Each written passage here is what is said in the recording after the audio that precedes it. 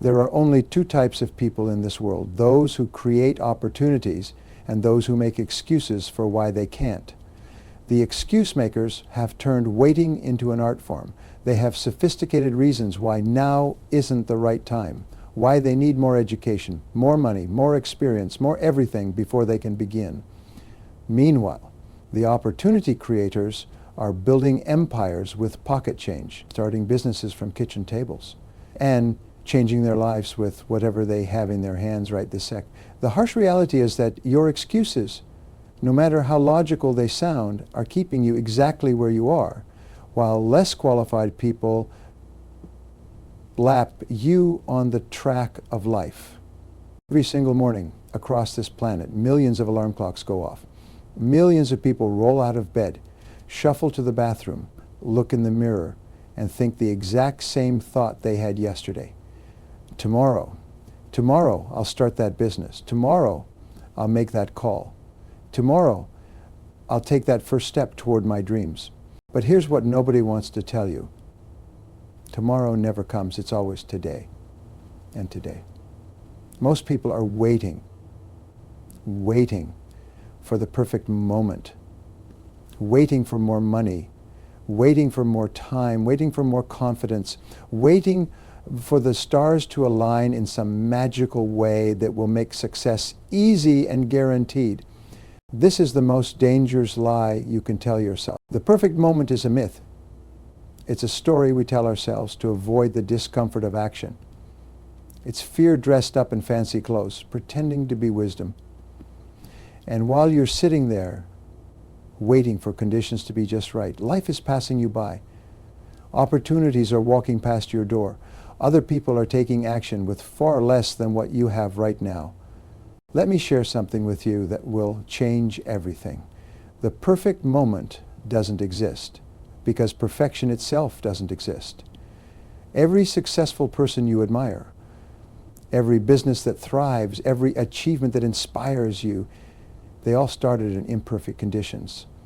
They all began before they were ready. They all took action when the timing wasn't quite right. The cost of waiting is enormous. It's not just about missed opportunities, though those are real and painful. The real cost is what happens to your spirit when you keep putting off your dreams. Every day you wait, you send a message to your subconscious mind. You tell yourself that your dreams aren't important enough to act on today. You reinforce the belief that you're not worthy of success right now. Think about the business idea you had 5 years ago. Remember how excited you were? Where is that idea now? Chances are someone else took action on a similar concept. They didn't wait for perfect market conditions.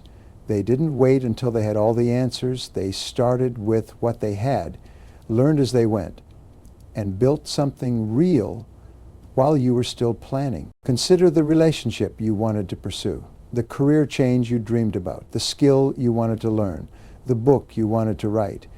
How many of these dreams are still sitting in your someday pile? How many perfect moments have you been waiting for? And how has that waiting served you? The psychology behind waiting is fascinating and tragic. We convince ourselves we're being smart, being careful, being responsible. We create elaborate stories about why now isn't the right time. The market isn't right. We don't have enough money. We need more education. We need to lose weight first. We need to get organized first. We need our kids to grow up first. But here's the truth. There will always be a reason to wait. There will always be something that isn't quite perfect. If you're waiting for the absence of fear, you'll wait forever. If you're waiting for certainty, you'll die waiting.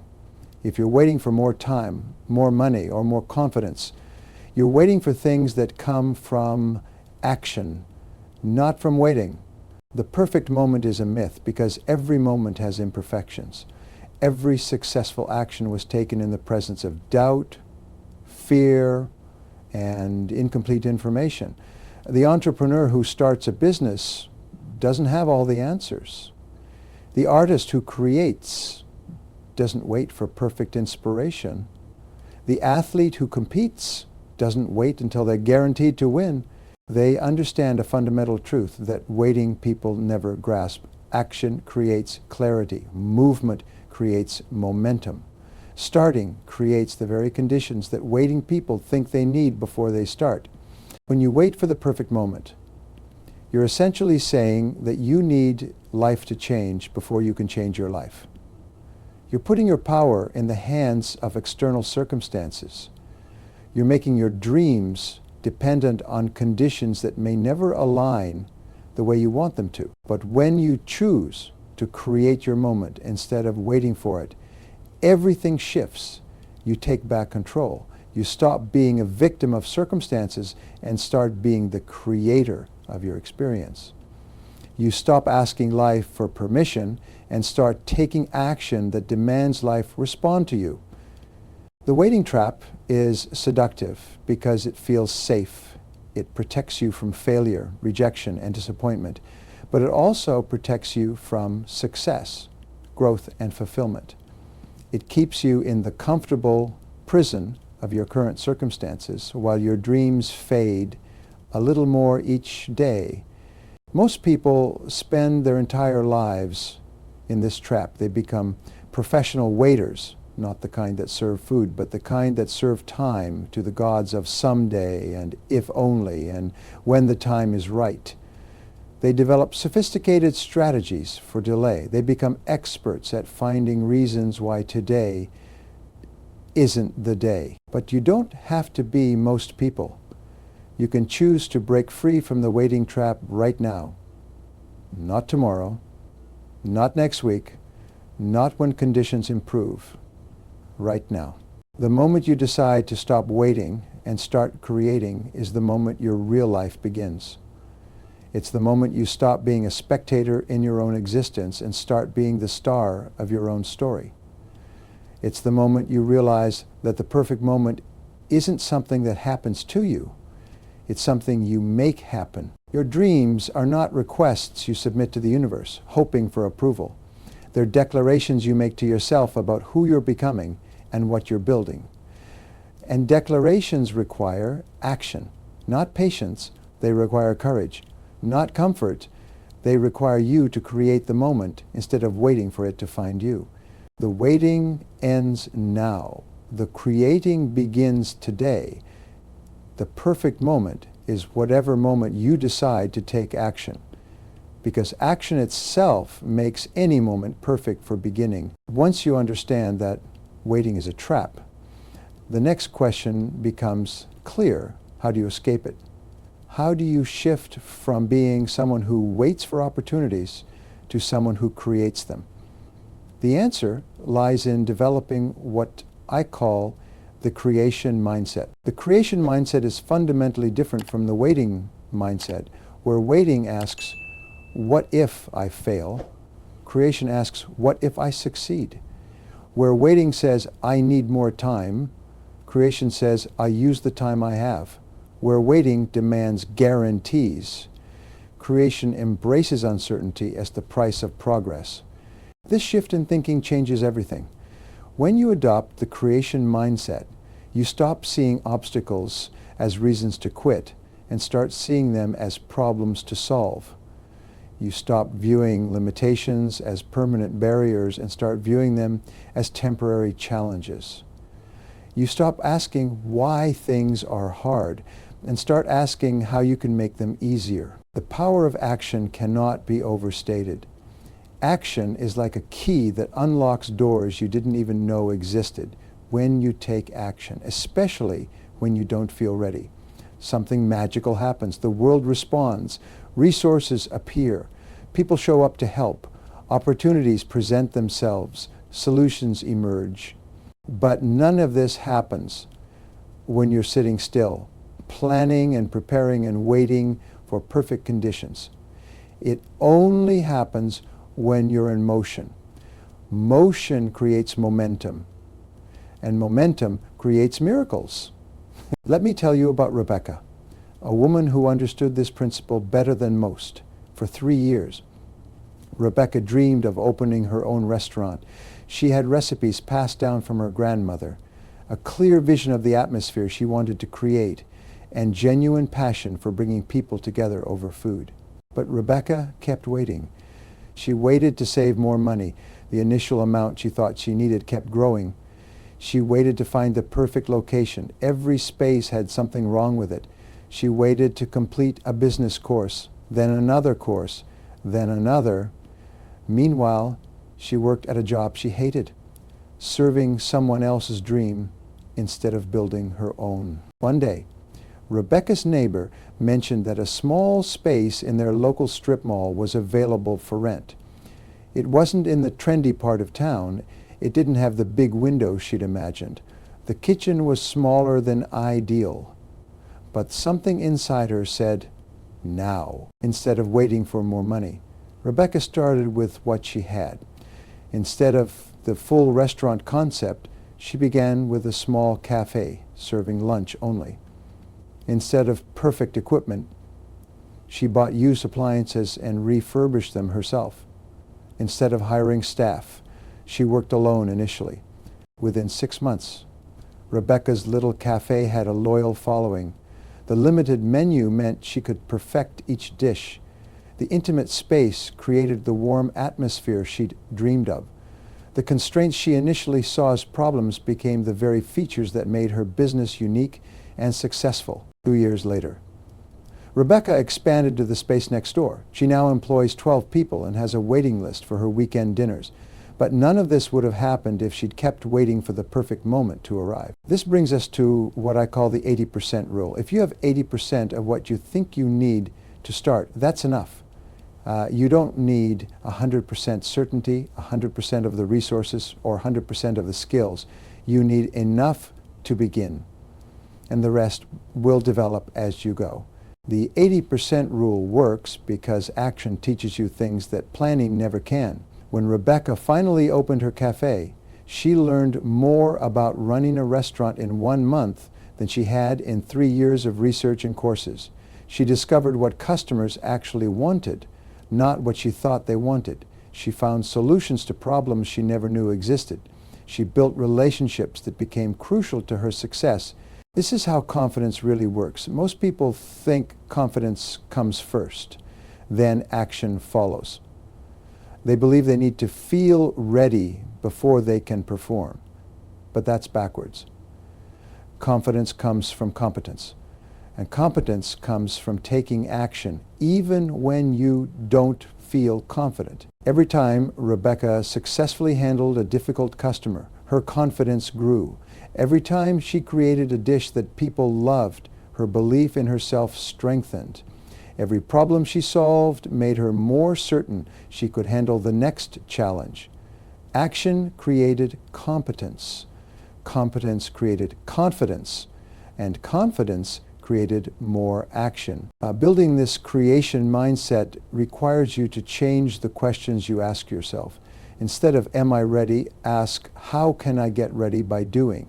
Instead of, what if it doesn't work? Ask, what will I learn if it doesn't work perfectly? Instead of, do I have everything I need? Ask, what can I do with what I have right now? The creation mindset also means accepting that your first attempt won't be perfect. Rebecca's initial menu was too large and included dishes that didn't sell. Her pricing was wrong in some areas. Her hours weren't optimal. But each imperfection taught her something valuable. Each mistake moved her closer to success, not further from it. When you embrace the creation mindset, you realize that waiting for perfection is actually the least practical approach. Perfect conditions don't create perfect results. They create no results at all. Good conditions plus action create results that can be improved. Imperfect conditions plus consistent action create expertise, resilience, and eventually success. The world belongs to the people who create their moments, not to those who wait for them. Stop asking life for permission and start taking actions that demand life respond to you. Understanding the creation mindset is one thing. Having the practical tools to implement it is another. You need specific strategies that turn good intentions into real results. You need methods that work even when motivation fades and obstacles appear. You need tools that make creation as natural as breathing. The first and most powerful tool is what I call the 5% start. When a goal feels overwhelming, when the mountain looks too high to climb, you don't need to take giant leaps. You just need to move 5% closer today than you were yesterday. 5% doesn't sound like much, but it's everything. 5% is the difference between staying stuck and building momentum. 5% is small enough that fear can't stop you, but big enough that progress becomes visible. 5% compounds, and compound progress creates extraordinary results. If you want to write a book, 5% might be writing one paragraph. If you want to start a business, 5% might be researching one competitor.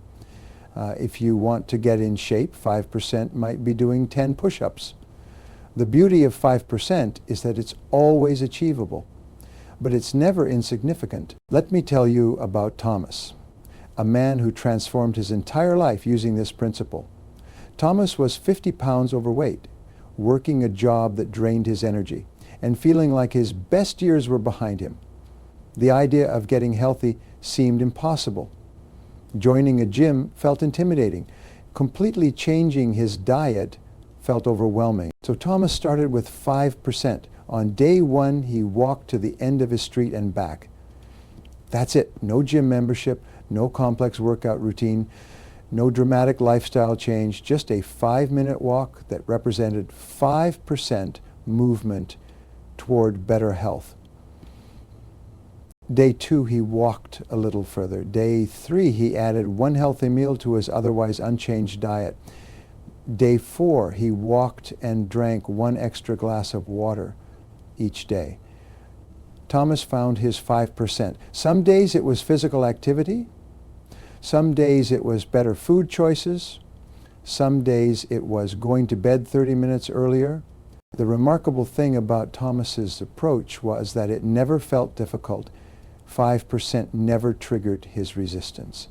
His mind never rebelled because the changes were so small they felt almost silly. But those silly little changes added up to something profound. 6 months later, Thomas had lost 35 pounds. He was walking 3 miles every morning before work. He had more energy than he'd felt in years. His confidence had returned. His whole life had transformed, but it had happened so gradually, so gently, that it felt natural rather than forced. This brings us to the second tool, environmental design. You can't rely on willpower alone to create lasting change. Willpower is like a muscle that gets tired. But your environment never gets tired. Your environment is working for you or against you 24 hours a day, 7 days a week. Environmental design means setting up your surroundings to make success easier and failure harder. If you want to eat healthier, you fill your kitchen with healthy foods and remove the junk. If you want to exercise more, you lay out your workout clothes the night before. If you want to read more, you put books everywhere and hide the remote control. When Thomas understood this instinctively, he bought a pair of walking shoes and placed them by his bed every morning when he woke up. The first thing he saw was a reminder of his commitment. He didn't have to remember to exercise. His environment reminded him. He didn't have to fight through mental resistance. The shoes made the decision easier. The third tool is the power of artificial deadlines. Most goals don't have natural deadlines, which is why they drift indefinitely into someday. But you can create urgency by imposing your own deadlines, even when they're arbitrary. When you tell yourself you'll start a business someday never comes. But when you decide you'll have your business plan finished by Friday, Friday creates focus. When you commit to losing 20 pounds, eventually becomes never.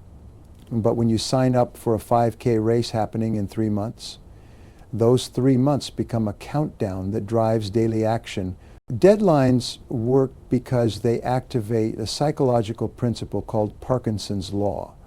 Work expands to fill the time available. Give yourself forever to accomplish something, and it will take forever. Give yourself a specific deadline, and your mind starts organizing around that constraint. The fourth tool is resource creation. One of the biggest myths about success is that you need resources to get started. The truth is the opposite. You get started to get resources. Resources follow action, not the other way around. When Thomas started his transformation, he didn't have a gym membership, a personal trainer, or expensive equipment. But his consistent daily walks led to conversations with neighbors who shared workout tips. His commitment to better health attracted friends who invited him to hiking groups. His visible progress inspired his wife to join him in making healthier meals. The resources he needed didn't come first. They came as a result of the action he was already taking. This is how creation works. You start with what you have, and what you need shows up along the way. The fifth tool is the art of making do. Perfectionist thinking says you need the best tools, the ideal conditions, the perfect setup. Creation thinking says you work with what's available and upgrade as you grow. Your smartphone can be your recording studio, your research library, your business headquarters, and your fitness tracker. Your kitchen table can be your office, your local library can be your university, your neighborhood can be your gym. The tools you have right now are enough to begin with. These tools work because they bypass the perfectionist paralysis that keeps most people stuck. They make creation feel possible rather than overwhelming. They turn someday into today and impossible into inevitable. Having the right tools is crucial, but tools alone won't guarantee success. The biggest obstacles to creating your perfect moment aren't external, they're internal. They live in your mind, speaking in your own voice, using your own fears against you. These internal obstacles are more dangerous than any external challenge because they feel reasonable, logical, and protective. The first and most persistent internal obstacle is the voice of doubt. This voice knows you better than anyone else because it is you. It knows your past failures, your weaknesses, your fears. It speaks with authority because it has access to your entire history of disappointments and setbacks. This voice whispers things like, you tried this before and failed, or you don't have what it takes, or other people can do this, but not you. It's so familiar that you often mistake it for wisdom. You think it's keeping you safe, but it's actually keeping you small. The truth about this voice is that it's not trying to protect you from failure, it's trying to protect you from change. Your mind is designed to keep you alive, not to help you thrive. It prefers the familiar discomfort of your current situation to the unknown possibilities of growth and change. Recognizing this voice is the first step to silencing it. When you hear thoughts that discourage action, that magnify risks, that minimize your capabilities, you're listening to the voice of doubt, not the voice of truth. The voice of truth encourages you to try, to learn, to grow. It acknowledges risks without being paralyzed by them. You silence the voice of doubt not by arguing with it, but by taking action in spite of it. Every time you act despite your doubts, you prove to yourself that the voice isn't omniscient. Every small success weakens its credibility. Every step forward reduces its power over you. The second major internal obstacle is the fear of failure. This fear is so common, so deeply embedded in our culture, that most people think it's natural and unavoidable. But the fear of failure is actually based on a fundamental misunderstanding of what failure really is. You've been taught to see failure as the opposite of success, as something to be avoided at all costs. But that's not how successful people think about failure. They understand that failure isn't the opposite of success. It's education disguised as disappointment. It's feedback disguised as setback. It's preparation disguised as problem. When you reframe failure as education, everything changes. Instead of something to fear, failure becomes something to welcome. Instead of proof that you should quit, failure becomes proof that you're trying. Instead of evidence of your inadequacy, failure becomes evidence of your courage. Consider this.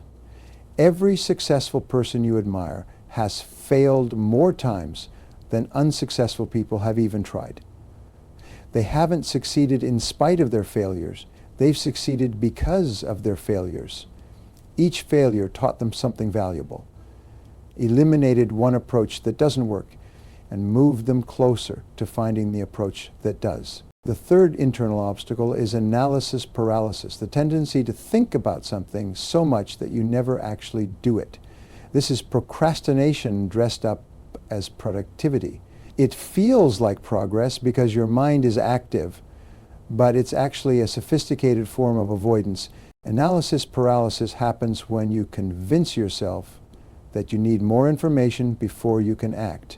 You research endlessly, plan obsessively, and prepare exhaustively, all while avoiding the one thing that would actually move you forward, taking action. The cure for analysis paralysis is accepting that you'll never have complete information. You'll never know everything you need to know. You'll never be able to predict all the variables or control all the outcomes. At some point, you have to stop gathering information and start gathering experience. Let me share the story of Amanda, a talented accountant who dreamed of becoming a freelance consultant. Amanda had all the skills necessary to succeed. She had years of experience, professional certifications, and a track record of helping companies solve complex financial problems. But Amanda was trapped by analysis paralysis. She spent months researching the consulting industry, reading books about freelancing, taking courses on business development, and creating detailed business plans. She analyzed the market, studied her competition, and calculated potential earnings under dozens of different scenarios. Meanwhile, her friend Patricia, who had similar qualifications but far less analytical tendencies, simply started taking on small consulting projects while keeping her day job. Patricia didn't have a perfect business plan. She didn't have all the answers. She didn't even have a business website initially. But she had something Amanda lacked. She was taking action. While Amanda was still analyzing, Patricia was learning from real clients, building actual relationships, and earning money. Patricia's approach wasn't perfect, but it was profitable. Her business grew organically as she solved real problems for real people, while Amanda's business remained trapped in the theoretical world of perfect plans and complete preparation. And after a few months, Tina was situated in a great honor as the top good at the American Public School in Dallas, 100%. The turning point for Amanda came when she realized that Patricia, with less preparation but more action, had built the exact business Amanda was still planning to build. This shock forced Amanda to confront an uncomfortable truth. Her endless analysis wasn't making her more prepared. It was making her more paralyzed. Amanda finally took action, but not the perfect action she'd been planning. She started with one small project for a business owner she knew. She didn't have her website finished, her marketing materials perfected, or her processes documented. She just started with what she had and learned as she went. Within 6 months, Amanda had a thriving consulting practice. She discovered that most of the problems she'd been analyzing weren't actually problems. The issues she'd spent weeks worrying about either never materialized or were easily solved when they arose. The elaborate systems she'd planned turned out to be unnecessary in the beginning and could be developed as her business grew. This brings us to the fourth internal obstacle, the belief that you need to feel ready before you can perform. This belief keeps more people stuck than perhaps any other. It's the idea that confidence comes first, then action follows. But that's backwards.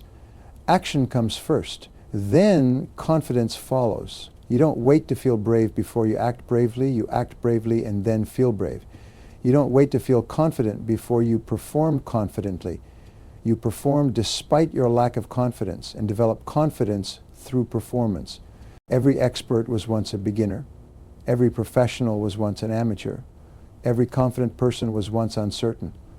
The difference isn't that successful people never felt unprepared. It's that they acted anyway. Building momentum is like starting a heavy wheel spinning.